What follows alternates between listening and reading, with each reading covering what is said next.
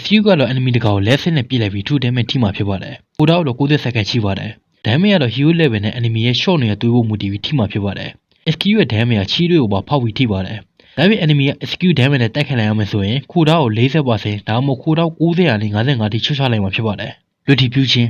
ကတော့ Queen နဲ့ Minion ပေါ်သုံးလိုက်ရင် true damage ထိမှာဖြစ်ပါတယ်။ကိုတော့35 second ရှိပါတယ်။ damage ကတော့ hero ရဲ့ level ကိုမူတည်ပြီးထိမှာဖြစ်ပါတယ်။ retribution ယူထားတဲ့ hero က critic စီကရတဲ့ HP နဲ့ကို 60% အပိုရမှာဖြစ်ပါတယ်။ဒါပေမဲ့ critic စီက damage ကိုလည်း 50% ချော့ထိမှာဖြစ်ပါတယ်။ဒါပေမဲ့ပွဲစားပြီး9မိနစ်တွင် Minion စီကရတဲ့ HP နဲ့ကို 80% ချော့ရမှာဖြစ်ပါတယ်။ Quick hero K asset တစ်ခုရတဲ့ stat တစ်ခုတက်လာမှာဖြစ်ပါတယ်။ stat 5ခုပြည့်သွားရင်တော့ကိုယူထားတဲ့ blessing ပေါ်မူတည်ပြီး enemy hero တွေပေါ်သုံးလို့ရမှာဖြစ်ပါတယ်။ကိုက Feint retribution ယူထားမယ်ဆိုရင် enemy hero ကို true damage 100ထိပြီးenemy ရဲ့ physical attack နဲ့ magic power ကို30စက္ကန့်ကြာခိုးယူလိုက်မှာဖြစ်ပါတယ်။ Ice retribution ဆိုရင်တော့ true damage 100ထိပြီးenemy ရဲ့ movement speed ကို30စက္ကန့်ကြာခိုးယူလိုက်မှာဖြစ်ပါတယ်။ Rody retribution ဆိုရင်တော့ true damage 100ထိပြီးenemy ကိုကိုယ်မှရှိတဲ့ HP ပေါ်မူတည်ပြီး damage ထိပြီးကိုက HP အပေါ်ကို30စက္ကန့်ကြာရမှာဖြစ်ပါတယ်။ retribution stat 15ခုပြည့်သွားမယ်ဆိုရင်တော့ physical attack နဲ့ magic power အပိုရမှာဖြစ်ပါတယ်။ inspire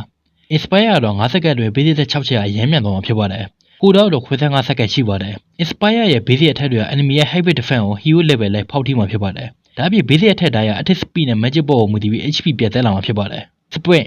ကတော့6စက္ကန့်အတွင်းအပို movement speed 50% နဲ့ slow immunity ကိုရမှာဖြစ်ပါတယ်။ကိုတော့100စက္ကန့်ရှိပါတယ်။အပို movement speed ကနောက်ဆုံး2စက္ကန့်ပဲကျန်ရင်တော့ဖြည်းဖြည်းချင်း short သွားမှာဖြစ်ပါတယ်။ revitalize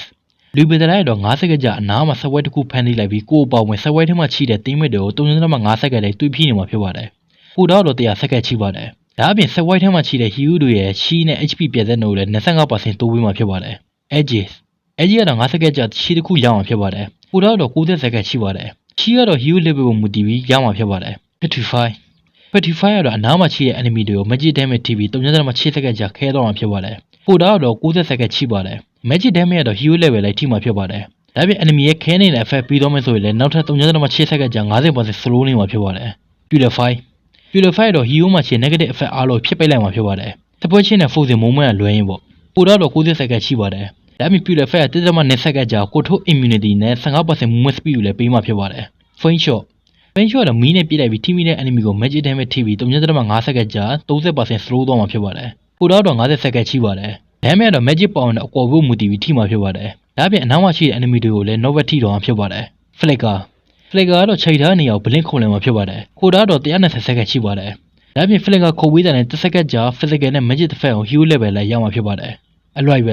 arrival ကတော့ tower base နဲ့ minion တွေစီကို3စက္ကန့်အတွင်း teleport လုပ်နိုင်မှာဖြစ်ပါတယ်။ကိုတော့85စက္ကန့်ရှိပါတယ်။ arrival ခုန်နေချေခုန်ခံရတဲ့ tower base နဲ့ minion တွေကို damage ပေးလို့မရပါဘူး။ arrival ခုန်ပြီးတာနဲ့3စက္ကန့်ကြာ60% movement speed ကိုလည်းရမှာဖြစ်ပါတယ်။ဒါအပြင် arrival ခုန်နေချေဖြစ်လိုက်တာဒါမှမဟုတ် enemy က win out လို့ပြစ်သွားတယ်ဆိုရင်ကိုတော့30စက္ကန့်ထိရှော့ချပေးမှာဖြစ်ပါတယ်။ vengeance